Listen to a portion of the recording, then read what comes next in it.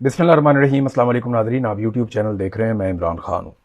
Nadreen, जो रज़ादार case है इसहाक डार के नवासे का, वो एक के बाद एक रुख इख्तियार करता चला जा रहा है और ऐसा लगता है कि पुलिस पूरी कोशिश कर रही है कि इस केस को दो हिस्सों में डिवाइड कर दे। जो एक वकूआ होता है उसका एक ही मुकदमा होता है और सारे इकट्ठे ही होते हैं, लेकिन यहाँ पुलिस कोशिश कर रही है कि दो अलग अलग हिस्सों में डिवाइड करे। रज़ादार की जो रिस्पॉन्सिबिलिटी है या जो उसका जुर्म है उसको कम से कम किया जाए और बाकी जो मुद्दा है सारा वो दूसरे मुजरिमों के ऊपर डाल दिया जाए। खेल क्या होने जा रहा है थोड़ा सा आप समझ लेंगे तो आपको पता चल जाएगा। वैसे पाकिस्तान में इंसाफ हो जाए इसकी उम्मीद कोई नहीं है। शरीफ खानदान ने कौम का पैसा लूटा, आज तक आप बरामद नहीं करवा सके, दोबारा वो आकर पाकिस्तान में हुक्मरान बन गए, तो इंसाफ तो इनके मामले में तो इंसाफ होता नहीं है। यहां तो हमेशा नाइंसाफी होती है।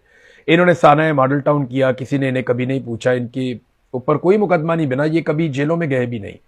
उस मामले में इन्होंने कई लोगों को कत्ल किया। मरियम नवाज ने सीसीडी से बेशुमार कत्ल करवाए, शहबाज शरीफ ने बेशुमार कत्ल करवाए।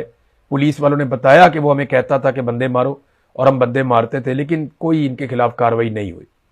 तो शरीफ खानदान के किसी भी फर्द को सजा नहीं होगी, न माजी में कभी सजा हुई है, और अगर कभी इनकी एस्टेब्लिशमेंट से लड़ाई हुई और ये अपने कारनामों पे पकड़े गए तो वो एक बिल्कुल अलग बात है, लेकिन वहां पे भी ये डील कर लेते हैं, बच जाते हैं। तो ये नाजरीन एक प्रिविलेज्ड क्लास है पाकिस्तान की।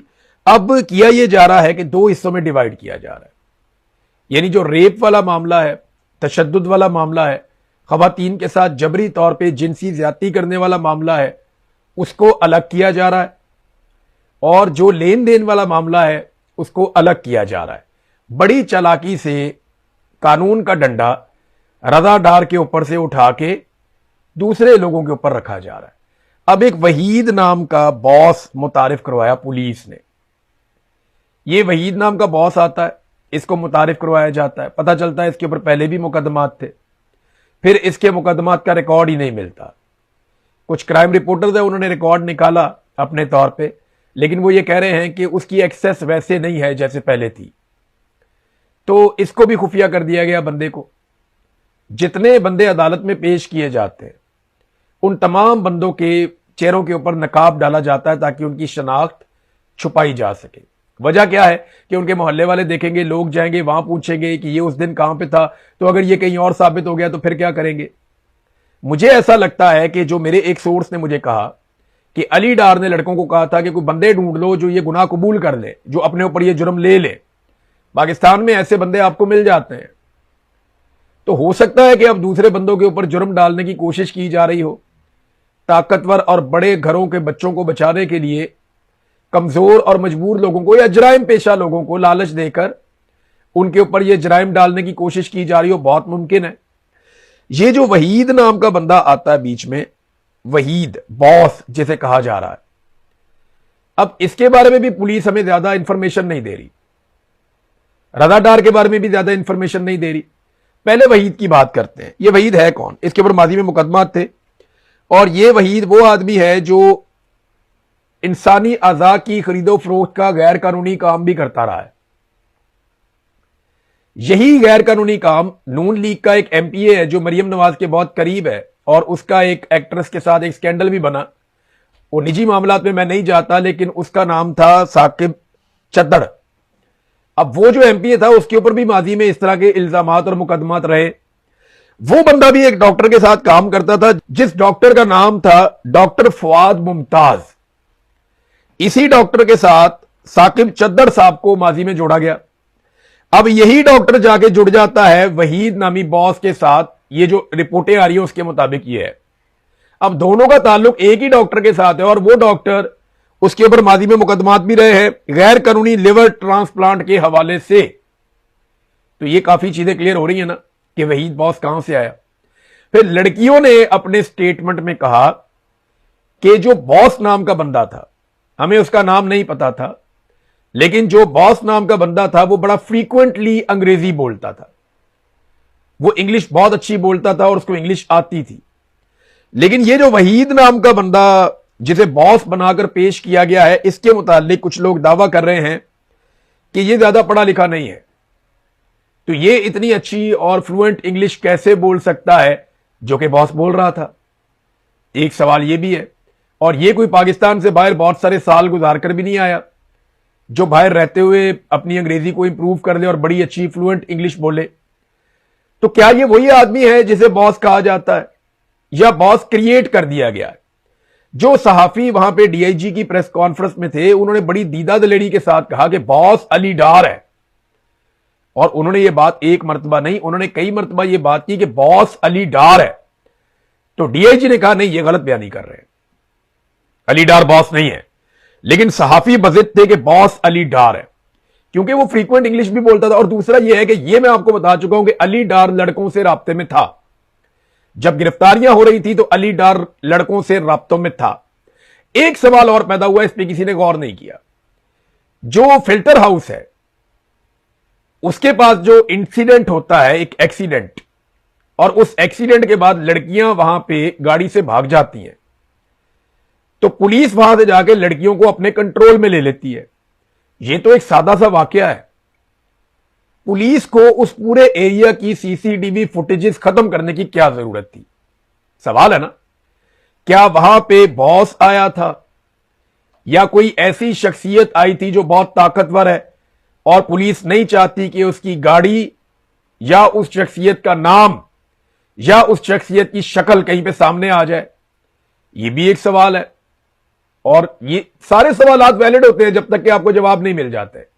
जब जवाब आ जाते हैं तो चीजें क्लियर हो जाती हैं। सवाल यह है कि क्या फुटेज इसलिए गायब की गई कि उस जाए वकूआ पे आने वाले किसी बाद वाले शख्स को, या जो लड़कियों को उठवाने के लिए वहां से आया बाद में, वो शख्स मंजरे आम पे ना आए?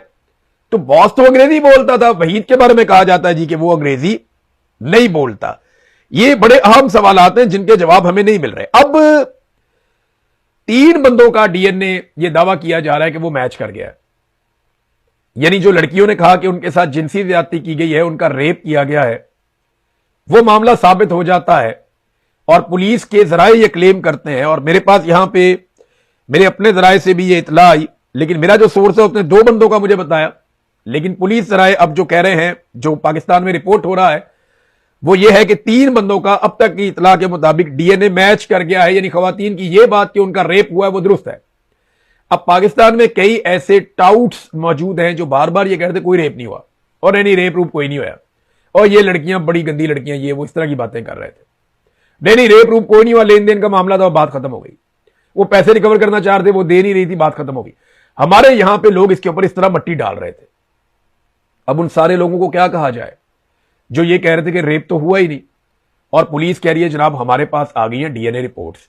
अब करना ये चाहते हैं वो कि जो रजा डार है उसको इस सारे केस से अलग करना चाहते हैं कि ये बड़ा मासूम लड़का है, इसको पता ही नहीं था, ये तो सिर्फ अपने लेन देन के मामला कर रहा था। लेकिन अब आपको मैं एक सिनेरियो बताता हूं, आप खुद गौर कीजिएगा कि एक कनाल का एक घर है। एक कनाल का घर कोई बहुत बड़ा नहीं होता, आप एक कोने में खड़े होकर बोलते हैं तो पूरे घर में आवाज जाती है। एक कनाल का घर है, एयरबीएनबी का घर है, और उसके अंदर कुछ 10 के करीब लोग मौजूद हैं, जिनमें 2 ऐसी खवातीन भी हैं जिनको वहां पे अगवा करके रखा गया है। और वो खवातीन अपने बयान में कहती हैं कि हम चिल्लाती थी जब हमारा रेप किया जाता था या हमारे साथ टॉर्चर किया जाता था। रजा उसी घर में मौजूद है और उसे पता नहीं चलता कि वहां पे रेप हो रहा है। How is it possible? ये कैसे मुमकिन है? वो लड़कियों ने खुद अपने बयान में अब इस तरह की बातें की हैं, यहां फैमिली भी सुनती है, मैं क्या बताऊं। लेकिन जो बातें उन्होंने की हैं वो बातें इस बात को कभी भी जस्टिफाई नहीं करेंगी कि रजा को रेप के बारे में या उनके साथ होने वाले जिनसी तशद्दुद के बारे में कोई इल्म नहीं है। ये हो ही नहीं सकता। लेकिन जब रजा के बारे में पुलिस से पूछा जाता है तो पुलिस कहती है जी देखिए वो 25 साल एक लड़के ने ये किया। वो नाम नहीं लेते रजा का। डीआईजी साहब रजा से ऐसे शर्माते हैं जैसे नई नवेली दुल्हन अपने शौहर का नाम लेने से घबराती है। वो उन्हों कह के बुलाती है, और जब ज्यादा थोड़ी और पुरानी हो जाती है तो मुन्ने के अब्बा कह के बुलाती है। तो वो ना डीआईजी साहब रजा का नाम नहीं लेते, वो शर्माते हैं, वो नाम लेते नहीं है रजा का, अली डार का, इनका नाम नहीं लेते, और वो बड़े ताजीम के साथ इन लोगों को पुकारते हैं और बुलाते हैं। हाँ, लेकिन जो वहीद दी बॉस और बाकी लोगों का नाम वो बड़े जबरदस्त तरीके से लेते हैं। अब हमारे कुछ जर्नलिस्ट हैं वो पूरी ताकत लगा रहे हैं इस बात पे कि वो साबित करें कि वहीद ही बॉस था। ये जर्नलिस्ट ऐसे जोर लगा रहे हैं वहीद को बॉस साबित करने के लिए जैसे ये जय वकुआ के ऊपर मौजूद थे। मे बी वहीद इस सारे जुर्म का हिस्सा हो और उसको हायर किया गया हो। लेकिन यह भी तो पॉसिबल है कि वहीद बॉस ना हो, क्योंकि लड़कियां तो इनके नाम नहीं जानती थी। बॉस कोई और हो सकता है और वहीद इस जुर्म का हिस्सा हो सकता है जिन्हें हायर किया गया। मैंने कुछ वकीलों से पूछा कि अगर एक बंदा खवातीन को अगवा करता है और कुछ बंदे हायर करता है और उन्हें कहता है कि इन खवातीन के साथ ज्यादती करो, इनके ऊपर टॉर्चर करो, इनसे मुतालबात मनवाओ, तो खवातीन के साथ जो कुछ भी होगा उसके लिए उस बंदे की जिम्मेदारी कितनी है? तो मुझे तमाम वकला ने एक ही बात की कि जितनी जिम्मेदारी करने वालों की है उतनी ही जिम्मेदारी करवाने वालों की भी है। जुल्फिकार अली भुट्टो इसमें फांसी चढ़ गया था और रजा तो वहां पे मौजूद था। अब पुलिस ने करना क्या है ये मैं आपको पहले बता देता हूं। पुलिस अब एक चीज पे गौर कर रही है कि कुछ ना कुछ करके, क्योंकि आज एक मीटिंग हुई है, वहां पे सीनियर ऑफिसर्स को बिठाया गया था, लीगल ब्रांच के इनके लोग भी बैठे हुए थे और सीनियर 3 ऑफिसर बैठे थे। वो ये तय कर रहे थे इस केस को अब घुमाना किधर को है। टॉप प्रायोरिटी पे ये केस था। तो उसमें अब ये रास्ता जो निकालेंगे ना, वो ये निकालेंगे कि रजा इतनी देर के लिए बाहर गया और उस बीच में रेप हो गया। हालांकि खवातीन ने क्या बताया कि उनको बार बार रेप किया गया, लेकिन ये अब मौकिफ लिया जाएगा। रजा और उसके साथ जो 2-3 उसके दोस्त हैं जिनको बचाना मकसूद है। याद रखिएगा, डार फैमिली का एक आदमी नहीं है, खाली रजा नहीं है, एक बंदा और भी है जो डार फैमिली का ही है, जरा दूर का रिश्तेदार है, लेकिन है वो इनका रिश्तेदार ही है। तो इनको बचाने के लिए लड़कों को अब कोशिश की जाएगी कि मलबा सारा दूसरों पे शिफ्ट कर दिया जाए और वो दूसरे लोग जो हैं वो एतराफे जुर्म भी कर लेंगे। यहां ये बहुत सिंपल है, लेकिन क्योंकि ये उस जुर्म के बुनियादी मुजरिम हैं तो ये बाहर नहीं आ सकते। इनको भी अगवा बराए तावान के जुर्म में भी उम्र कैद हो सकती है। देखना, एक ट्वीट करने पे ईमान मजारी को 17 साल सजा हो गई, तो अगवा बराए तावान करने पर, और वो भी गैर मुल्की खवातीन का, और फिर उनके साथ रेप भी हुआ और जिनसी ज्यादती भी हुई और उनके साथ बड़ा जुल्म किया गया, टॉर्चर भी किया गया, तो ऐसे जुर्म के ऊपर तो 34 साल सजा तो बनती है रजा डार की, या नहीं होगी? अब अगर आपको लगता है पाकिस्तान में सजा हो जाएगी ना, तो आप थोड़े से सादे आदमी हैं। पाकिस्तान में इनको सजा नहीं होगी, लेकिन हमें आवाज जरूर उठानी चाहिए और सबको जोर लगाना चाहिए ताकि मरियम नवाज साहिबा अपनी मनमानी करने में उतनी कामयाब ना हो। वैसे अली डार को जो सॉफ्ट इमेजिंग के लिए लॉन्च किया गया ना, कोशिश की जा रही है, वो ये है कि नवाज शरीफ और मरियम नवाज ये चाहते हैं कि वजारत आला और वजारत उज़्मा दोनों उनके अपने घर में रहे। मरियम नवाज ख्वाब देख रही है कि वो आने वाले दिनों में बगैर वोटों की वजीर आजम बन जाएगी। ऐसे ही आसिम मुनीर साहब जैसे शहबाज शरीफ को वजीर आजम बना दिया, मरियम को भी वजीर आजम बना देंगे। और नीचे जो है वजीर आला, वो चाहते हैं कि हमजा शहबाज की जगह अली डार को बना दिया जाए ताकि सारा कंट्रोल नवाज शरीफ के हाथ में रहे और नवाज शरीफ के घर में रहे। यह कंट्रोल शहबाज शरीफ के घर में नहीं जाना चाहिए। तो शहबाज शरीफ भी इस पे हैप्पी बर्थडे टू यू तो नहीं कहेंगे, ये आपस में लड़ते रहेंगे, अवाम इनको वोट भी नहीं डालेंगे। आप ये देखिएगा, जब भी सही इलेक्शन होगा ना, इनके पूरे खानदान में कोई एमएनए एमपीए भी नहीं बनने के काबिल होगा, जो इनके हालात हो चुके हैं। नाज़रीन, अब कुछ लोग ये बात कर रहे हैं कि क्योंकि रजा डार एक नौजवान है तो उसके जुर्म को आप इसहाक डार से नहीं जोड़ सकते। वाह वाह, माजी में इन्हीं लोगों ने इमरान खान की साबका सास यानी साबका बीवी के वालदा की सहेली की करप्शन पे इमरान खान साहब को बाकायदा गुनाहगार ठहराया है। मदीना में लोगों ने बदतमीजी की वुज़रा के साथ, यहां इमरान खान पे, शेख रशीद पे मुकदमे हो गए। उस वक्त के वजीर दाखिला राणा सनाउल्लाह ने कहा कि हम तो इमरान खान को इसमें गिरफ्तार कर सकते हैं। इमरान खान की पार्टी का कोई दूर दराज का वर्कर कोई ट्वीट कर देना तो रिस्पॉन्सिबल इमरान खान होता है। कोई बंदा कहीं एहतजाज कर दे, कोई बात कर दे, जिम्मेदारी इमरान खान की होती है। हफीजुल्लाह नियाज़ी साहब का बेटा एक हरकत कर दे, अगर अच्छा काम करे तो वो हफीजुल्लाह नियाज़ी का बेटा है, अगर बुरा काम करे तो इमरान खान का भांजा है। तो इमरान खान के लिए क्राइटेरिया बहुत सख्त है पाकिस्तान में। लेकिन जब बात आती है डार खानदान की या शरीफ खानदान की, तो वहां क्राइटेरिया बड़ा नरम है कि यार कैसे हो सकता है कि जिम्मेदार हो एक नाना अपने नवासे का। भाई, आपने जो इख्तियार दिया हुआ है इन सारों को, वो दंदनाते फिर रहे हैं, आपके खानदान के लोग हैं, आपके दफ्तर को इस्तेमाल कर रहे हैं। मुबैना तौर पे डार साहब के दफ्तर को इस्तेमाल करके ये वीजे हासिल किए गए थे। ये प्रोटोकॉल सरकार की तरफ से हासिल किया गया था, वरना यहां पे हर कोई बंदूक लेके तो नहीं घूम सकता। पंजाब में हर कोई तो डाला कल्चर, बंदूक कल्चर, ये तो कहते हैं हमने खत्म कर दिया। तो ये बच्चे कैसे सारा कुछ एंजॉय कर रहे हैं? भाई ऐसे ही कर रहे हैं ना कि इनको खुली छूट दी गई है, इसके अलावा कुछ नहीं है।